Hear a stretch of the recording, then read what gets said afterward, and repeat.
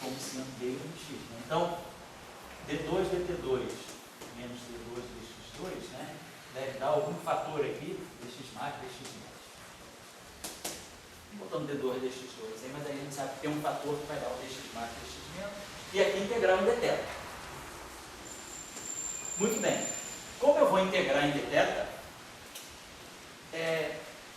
eu só vou poder integrar, quer dizer, quem não vai ser zero, nós já sabemos que a integração sobre coordenadas grassmannianas, a integração de uma constante é zero e a integração de uma grandeza que é linear dá a constante. Então, a gente sabe que a gente normaliza essas coordenadas grassmannianas de tal maneira que a integral de dθ de θ seja igual a 1. Quer dizer, a integral de dθ faz o mesmo trabalho que a derivada em relação a θ. Então, eu preciso manter esse termo aqui. Então, se a gente pegasse esse termo aqui, ó, dφ.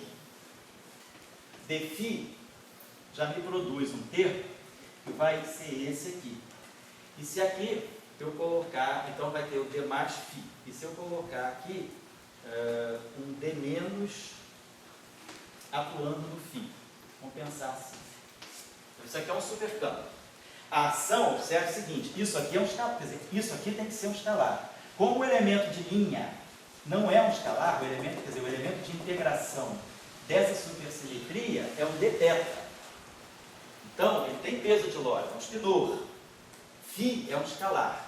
Essa derivada aqui tem a mesma dimensão que o d dθ. Então, esses caras aqui, esse cara aqui é elemento, esse cara aqui tem peso de Lorentz mais 1. Esse cara tem peso de Lorentz menos 1 e esse cara tem peso de Lorentz menos 1. Então, isso aqui é um escalar no final do dia. Porque φ é um escalar. Então, φ não tem peso de Lorentz. A transformação de Lorentz dele não tem, é trivial. X menos tem peso de Lorentz menos 1. Então, derivar em relação a x menos tem peso de Lorentz mais 1.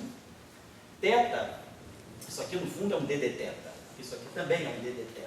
Então, esses caras aqui, como θ tem peso de Lorentz mais meio, isso aqui tem peso de Lorentz menos meio, então dá menos 1. Então, de fato, isso aqui é um escalar de Lorentz. Apesar da forma ser meio feia, mas é lembrar o seguinte, porque quando eu estou integrando para formar a minha ação, quer dizer, o meu lagrangiano no superespaço, ele não pode ser um escalar. Ele tem que ser um spinor, para marcar esse aqui. Isso aqui é spinorial. Então, se isso aqui é um spinor, como θ é um spinor left, dθ se comporta como um spinor right. Então, esse cara aqui tem que matar esse cara aqui. Então, fica tudo escalar. Agora, o que isso pode dar para nós? Eu tenho que fazer esse produto aqui e conservar o termo interno. Então, quando eu multiplicar dφ, quer dizer, d menos φ, está claro. Não pode escrever aqui, d menos φ é só derivar o supercampo φ. Vai ficar d menos do φ mais i θ d menos ψ. Então, quando eu multiplicar esse termo aqui por esse, eu não tenho nenhum θ para integrar. Então, quando eu multiplicar esse por esse, eu fico sem θ. Quando eu multiplicar esse por esse, eu vou ter menos 2, vou ter algo do tipo ψ, θ, d menos ψ. E tem um sinal menos. Agora, o θ e o ψ a gente comuta, então vai ficar mais. A θ, ψ, d menos ψ. Então, essa integral de dθ de θ dá 1. Então, eu já vou gerar um termo aqui, que é um termo tipo Dirac, que é ψ, d menos ψ. Então, foi esse vezes esse deu 0, esse vezes esse deu esse termo, esse vezes esse vai produzir menos i, a integral de dθ com θ dá 1, e aí aqui dá d menos φ, d mais φ. Claro, para virar lá em borda, eu tenho que perder esse i. Então é bom botar um i aqui, que aí a gente perde esse i aqui, isso aqui dá mais 1, e isso aqui recupera para nós o i da equação de Dirac, da ação de Dirac. Então, basicamente, essa integral de supercampo aqui, essa integral de superespaço, ela está dando... Claro, eu não estou colocando as constantezinhas que tem aí, porque pode ser que tenha um fator meio daqui, mas eu fazendo diretamente, isso aqui está dando i, ψ, d menos ψ,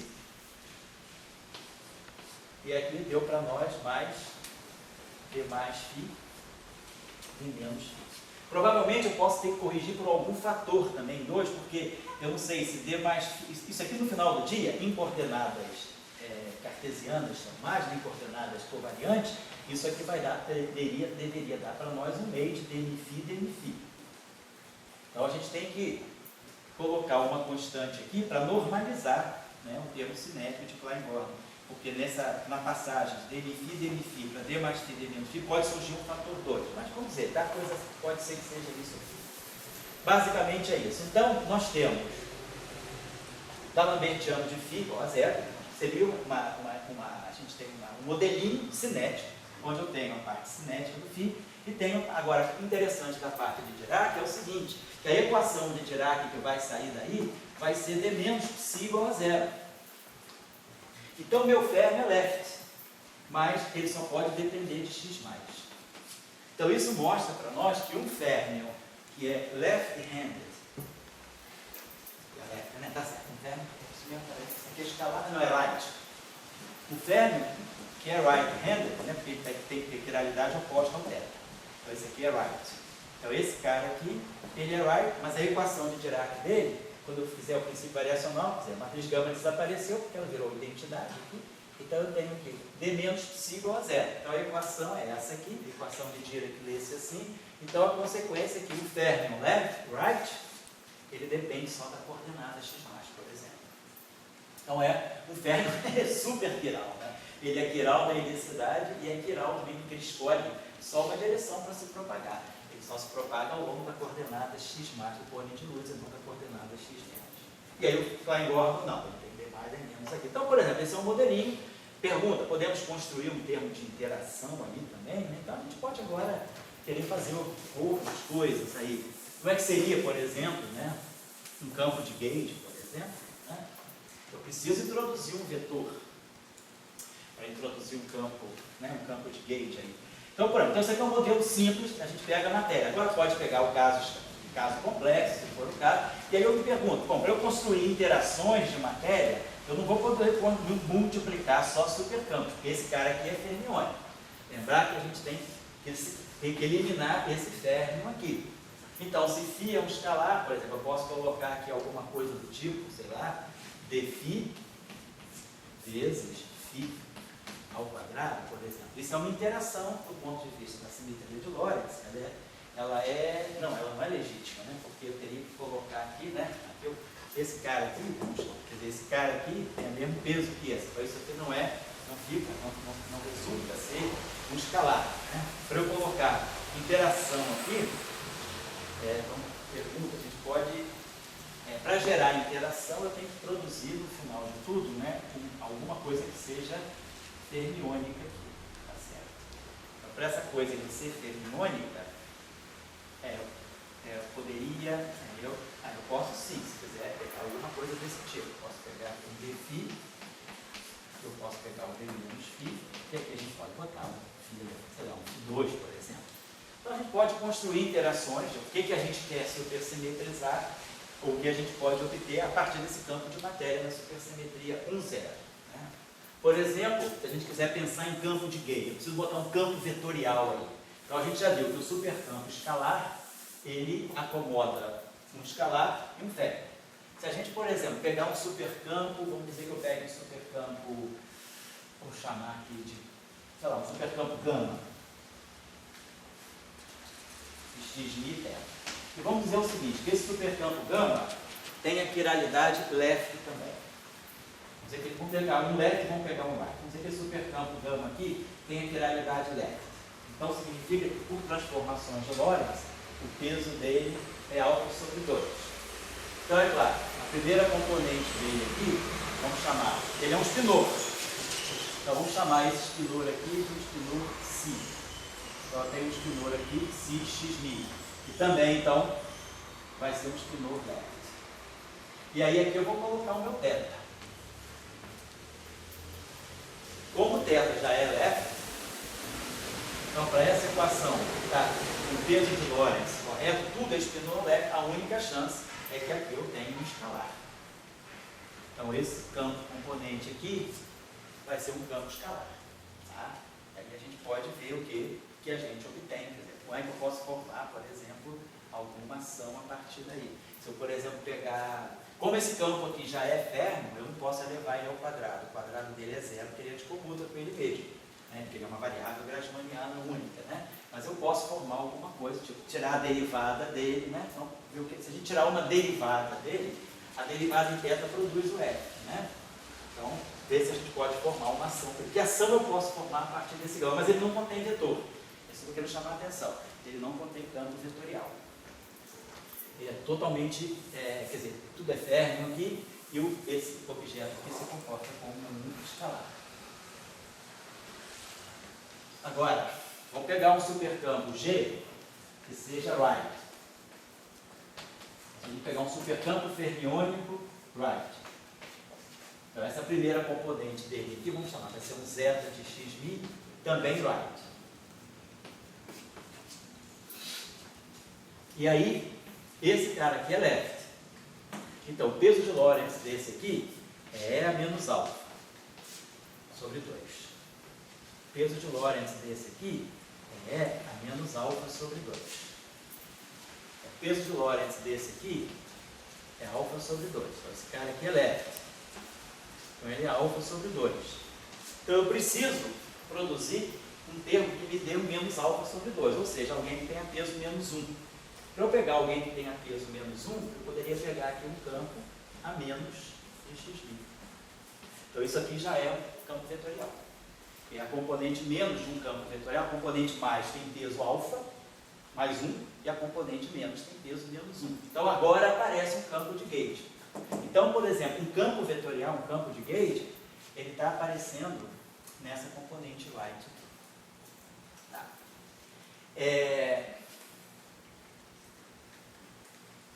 Como esse cara aqui se comporta como uma componente, o θ é left, mas o dθ é right, como esse cara aqui se comporta como uma coisa right, provavelmente é esse campo que vai pegar e vai poder fazer, talvez, esse cara aqui é um espidor, né? Quer dizer, a gente poderia pensar de formar uma derivada, se eu for fazer uma teoria de gauge, eu vou precisar introduzir, né, um campo de gauge ali. Então, a gente vai pensar que a gente poderia jogar, quer dizer, essa derivada aqui é fermiônica, eu poderia jogar aqui um supercampo G. E aí esse supercampo G, quando eu fizer a derivada covariante, eu vou ter que pegar a derivada usual mais a conexão de gauge. Então, essa derivada tem peso right, esse G aqui tem peso right, então isso aqui pode formar uma derivada covariante de gauge. Então, para eu fazer uma teoria de gauge, por exemplo, então se isso aqui se esse campo aqui for complexo, botar aqui um φ star, por exemplo, claro, eu tenho que somar o conjugado complexo disso, porque isso aqui, assim como está, não é real. Eu quero isso aqui mais o conjugado complexo. Aí forma uma ação real de matéria. Mas agora eu quero fazer o gauge, quero dizer que a simetria de fase, né, ela é uma simetria local. Então aí eu vou ter que fazer o gauge colocando uma derivada covariante aqui de gauge. Essa derivada é covariante de SUSY, mas não é covariante de gauge. Então eu vou ter que introduzir uma conexão de gauge aqui. Provavelmente a conexão de gauge que eu vou puxar é essa aqui, porque o D tem o mesmo peso de Lorentz que o G. E aí automaticamente aquela combinação puxa o campo de gauge para aquela coisa. Claro? Então a gente pode construir, o resto é criatividade, né? E necessidade. Para aparecer um modelo que você precisa construir. Mas o que eu estou só chamando a atenção é que a coisa é simples assim. Onde é que a gente erra? Nas convenções, no sinal, nas anticomutações, mas não tem muito o que errar. A coisa é só ter consciência, assim, que não é imediato, é a questão dos pesos de Lorentz, e a ideia que se teve foi passar para as coordenadas do cone de luz, porque em duas dimensões as coordenadas do cone de luz formam representações irredutíveis do grupo de Lorentz. É a única situação em que eu tenho representações de coordenadas irredutíveis do grupo de Lorentz, no caso do x mais e do x menos. Então, com isso aí a gente constrói a supersimetria n igual a 1, n igual a 1 zero. Aqui no CBPF, né, e como isso aqui era assunto de moda no final dos anos 90, se fazia muita coisa sobre isso no início dos anos, no final dos anos 80, início dos anos 90, quando eu cheguei aqui, eu orientei algumas teses, tem algumas teses aqui, eu não sei nem se estão no CBPF Index, porque são teses de 91, 92, sobre supersimetrias PT. Teve alguns trabalhos aí que a gente nessa época estava concentrado um pouco nisso, estudando os modelos Sigma, Young Mills, várias propriedades de modelos bidimensionais, né, baseados em supersimetrias do tipo PQ. Então, mas isso aí, quem trabalhou nisso, assim, eu diria que a boa referência sobre isso aí, que é uma referência assim, de quem foi um líder dessa área, foi o Chris Hull, lá de Cambridge. Chris Hull escreveu uns artigos interessantes sobre supersimetrias heteróticas.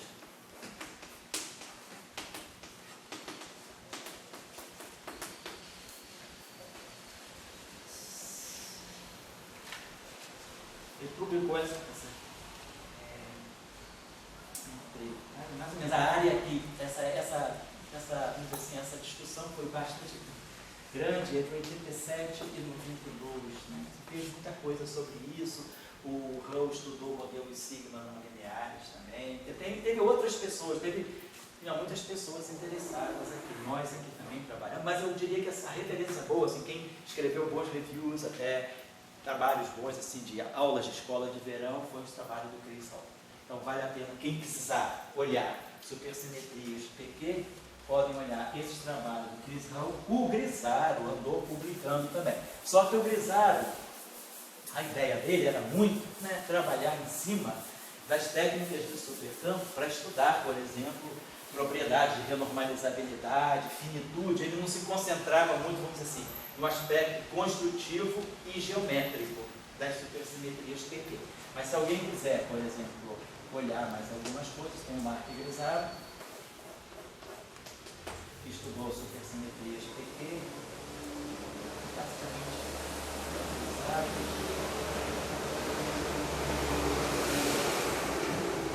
West também, basicamente isso aqui também. Então, se alguém precisar, quiser ir um pouquinho mais a fundo, pode procurar por esses autores aqui, nesse período aqui, sempre no período, basicamente, entre 87 e 92, tá? Nós aqui, no CDPF, temos algumas teses, mas eu diria assim, tese, tudo trabalhinho ali, né? Mas, assim, fizemos a revisão, mas eu acho que uma revisão completa, boa. O Chris Hull conseguiu condensar tudo isso aí em aulas de verão que ele deu em algumas escolas, e ele produziu um review muito bom sobre isso. Então, vamos essa referência para quem quiser se aprofundar nisso. E aí se estudou, teve toda essa discussão de bósons quirais, em supersimetrias assim, desse tipo. Então foi uma área que assim, bombou bastante, né? Porque também isso aí estava em conexão com as teorias de corda, e estudar, por exemplo, funções beta desses modelos sigma tinha a ver com a mecânica quântica, amplitudes em teoria de cordas. Então a questão era olhar os modelos sigma heteróticos, né? Por si só, poderia dar daria informações parciais para a dinâmica de cordas, para amplitudes em teoria de cordas. Tem um trabalho aí que acho que valeria a pena mencionar, do Vafa. Tem um trabalho do Vafa. Vafa Yoguri.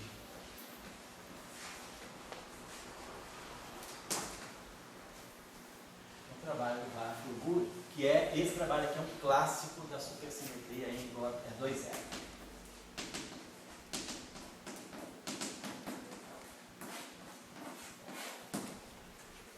Nesse trabalho é bom porque aí o Vafa mostra realmente a conexão com teoria de cordas. Mostra a conexão.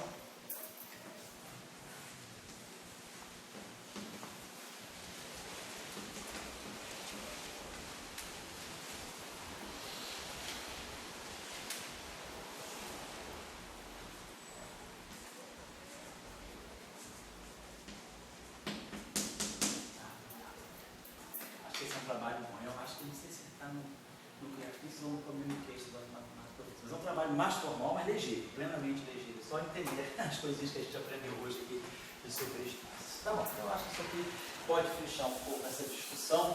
Tem aqui, eu só não estou mencionando, mas aqui, por exemplo, o Chris Hull considerou esses modelos sigma, né? Sigma modules,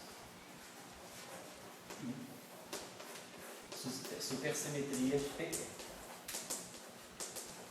Nós aqui trabalhamos bastante nisso, sobretudo nos modelos 2.0.0.2.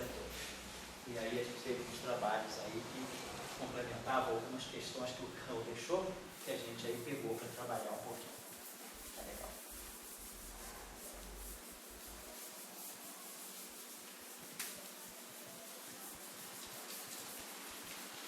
Bom, então acho que isso aqui fecha a questão das supersimetrias de petróleo. Aí pode fazer P0, 0B, 1, 0, 2, 0. A mesma coisa, 0 para 0, 1 é só agora transladar tudo para o setor right do superespaço, para o setor right, né, do esfera. Então vou voltar aqui, a gente estava querendo falar na aula passada, era você rodar um trabalho daqui a pouco, uma supersimetria n igual a 1, b igual a 2. Né? A gente estava então, na aula passada, tinha começado a trabalhar nisso, tinha já feito a convenção do superespaço, e aí no fundo agora é um ou n igual a 1. E aí a gente já trabalhou. Então trabalhando com os tenores de Majorano, então agora nós estamos trabalhando com x' θ, Majorana, e aí a nossa transformação de SUSE do superespaço vão ser θ' igual àquela mais epsilon e x' igual a x' epsilon barrado gama mi. Por gentileza, eu botei o i na aula passada, sabe por quê? E aí tem aquela conversão que é Majorana, e aí tem certas dimensões que não precisa desse i, mas isso aí eu não sei se eu acredito que isso aí seja puramente imaginário, se não colocar. A gente tem isso aqui, né? Epsilon barrado, gama mi, θ. Se a gente tirar o conjugado complexo disso, isso aqui dá θ barrado, gama mi barrado, que é o gama mi, epsilon, né? E aí a gente vem com aquela historinha, né? Você colocou o i sim. Botei o i, né? Então tá certo. Porque aí a gente sabe que, do ponto de vista dos estudadores, né, essa grandeza aqui é antissimétrica. Eu posso escrever como isso aqui é Majorano e isso aqui é Majorano, então vale essa identidade. Então o conjugado complexo dele é menos ele. Então eu preciso colocar o que está certo. Então é isso. Então tá, então essas aqui são as nossas, é a nossa transformação de SUSE. Então vamos pegar um supercampo geral, um supercampo S de x' θ e fazer a transformação de supersimetria, né, implementando a supersimetria do ponto de vista ativo, quer dizer, definindo ΔS de x' θ como sendo S de x' mi θ' menos S de x'. Vamos fazer isso, vamos dar um intervalo agora, só. A gente começou 10, 15, né? Vamos dar um intervalo e a gente pode depois retoma meio-dia e vai até 1 hora no máximo, tá certo? 1 hora, 15 para, tá bom? Só para dar um breakzinho. Obrigado, tchau.